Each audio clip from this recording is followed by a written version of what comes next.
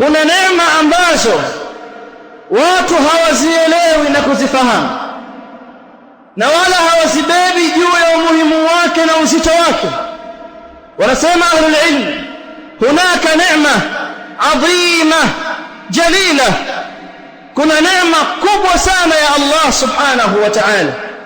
na ni neema tukufu sana ya Allah subhanahu wa ta'ala.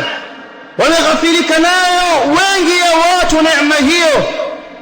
ala wa hiya ni'matu al-amn wal-aman, ni neema ya amani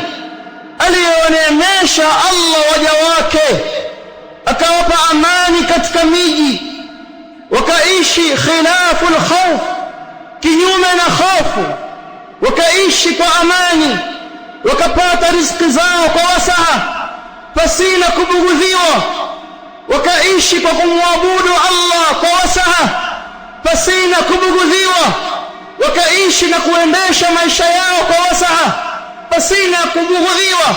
Hadhihi ni'ma min ni'ami Allah azza wa jalla allati an'ama biha ala ibadihi, hii ni neema ambayo Allah subhanahu wa ta'ala huwa neemesha nayo waja wake, neematul amni wal aman, neema ya amani iliyo katika miji.